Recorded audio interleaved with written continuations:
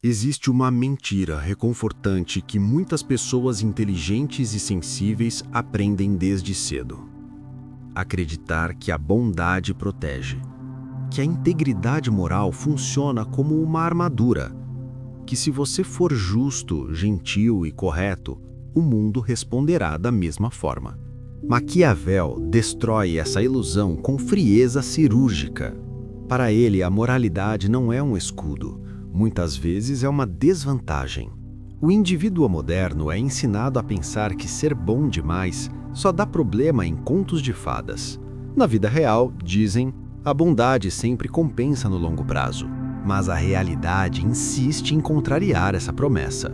Os excessivamente bons são ignorados, explorados, sobrecarregados com responsabilidades que outros se recusam a assumir. Eles se tornam depósitos de culpa, expectativa e manipulação. Maquiavel observou isso na política séculos atrás. Mas essa lógica se aplica com a mesma brutalidade à vida pessoal. O problema não é a bondade. O problema é acreditar que a bondade garante a segurança. Essa crença cria uma postura psicológica perigosa, passividade disfarçada de virtude. As pessoas suportam abusos não por falta de força, mas porque confundem resistência com superioridade moral. Elas toleram injustiças para preservar a imagem de pessoa boa, enquanto, pouco a pouco, corroem a própria dignidade. Maquiavel diria: isso não é moralidade, é auto-engano. Ser bom em um mundo que não é. Em O Príncipe, Maquiavel escreve que um governante que insiste em ser bom em todas as circunstâncias será arruinado entre aqueles que não são bons. Isso não é cinismo, é observação. Consistência moral em um mundo inconsistente produz resultados previsíveis e quase sempre desfavoráveis. O mundo moderno continua punindo quem acredita que justiça é recíproca. Instituições não recompensam virtude, recompensam conformidade. Sistemas sociais exploram pessoas conscienciosas exatamente porque são confiáveis, pacientes e propensas à culpa. A pessoa boa vira o estabilizador silencioso de sistemas disfuncionais. Existe uma crueldade escondida nisso. Pessoas morais muitas vezes se tornam cúmplices da própria exploração. Por quê? Porque têm medo do que podem se tornar se abandonarem a inocência. Maquiavel nos força a uma constatação desconfortável. Moralidade sem poder é frágil. E moralidade que se recusa a enxergar a realidade vira teatro, nobre na aparência, desastrosa nas consequências. O mundo não pune o mal de forma consistente, nem recompensa a bondade de forma confiável. Resultados são moldados por percepção, alavancagem, tempo e força, não por intenção. Isso não é um convite para abandonar a ética, é um convite para abandonar a ingenuidade. Ser bom sem compreender o poder é oferecer-se desarmado a forças que não compartilham sua contenção. E o alerta de Maquiavel é claro. O custo dessa inocência não é pureza moral, é destruição silenciosa. A natureza humana é estratégica. Maquiavel começa onde muitas filosofias morais se recusam a começar, com as pessoas como elas são, não como deveriam ser. Os seres humanos, ele argumenta, são movidos menos pela virtude e mais pela vantagem.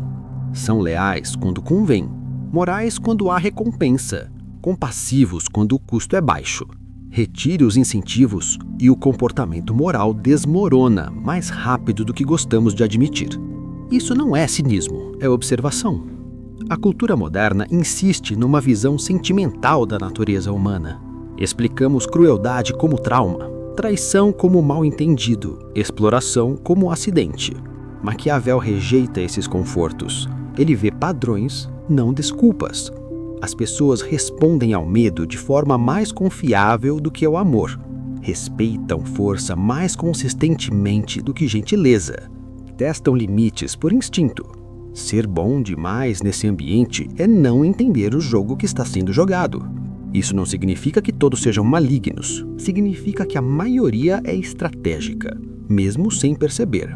Quando alguém se apresenta como infinitamente compreensivo, paciente e moral, envia um sinal perigoso: ausência de retaliação.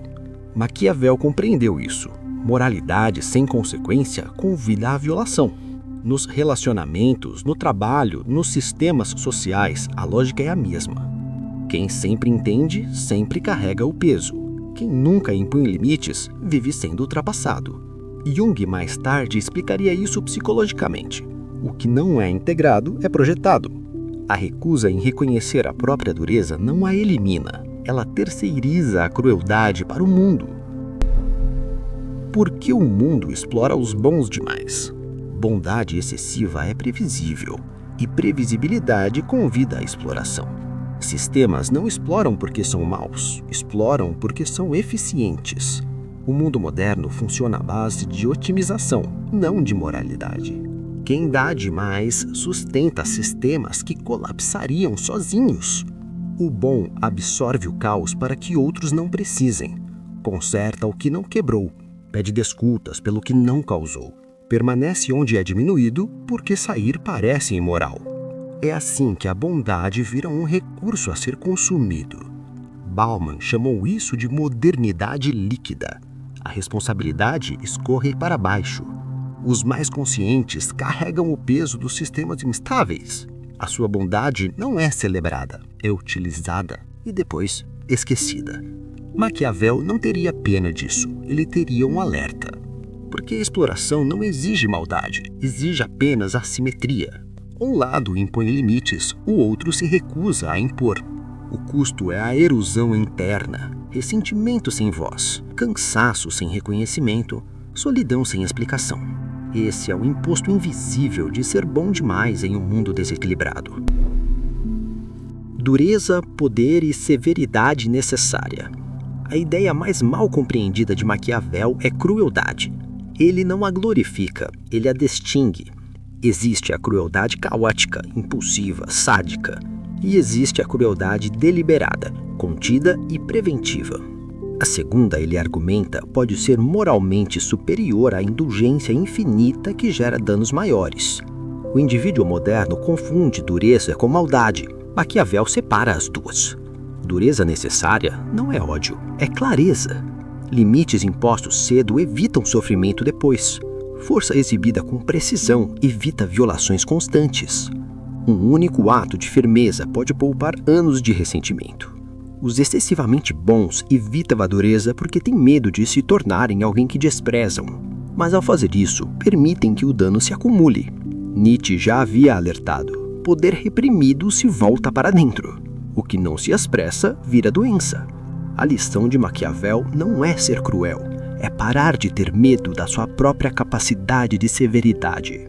Poder não é dominação, é a capacidade de agir com firmeza sem colapsar moralmente. E às vezes o ato mais ético é justamente aquele que parece emocionalmente mais difícil de justificar. Distanciamento emocional como sabedoria. Distanciamento emocional não é frieza, é perspectiva. Maquiavel sabia que quem sente demais é facilmente governado pelos outros e por si mesmo. Empatia excessiva turva o julgamento. Imediatismo emocional distorce o longo prazo. Jung chamou isso de diferenciação, a capacidade de observar sem ser consumido. A pessoa boa demais reage onde outros calculam, personaliza problemas estruturais, internaliza falhas sistêmicas. Distanciamento não é ausência de compaixão, é recusa em permitir que a compaixão anule o discernimento. A sabedoria começa onde o reflexo emocional termina. Integridade sem inocência. A lição final é a mais difícil. É possível permanecer ético sem permanecer inocente. Inocência não é pureza, é ignorância preservada por conforto. Maquiavel não pede que você abandone a integridade, ele pede que você a enraize na realidade. Ser bom de olhos abertos, ser moral sem auto-engano. Existe uma forma de liberdade interior que só surge quando você aceita essa verdade. O mundo não vai te proteger porque você é bom. Você precisa proteger a sua bondade com força, discernimento e contenção. Integridade sem inocência é silenciosa, firme, sem espetáculo. Ela não busca validação, não anuncia virtude. Ela sobrevive. E como Maquiavel nos lembra, a sobrevivência é a condição para qualquer valor duradouro.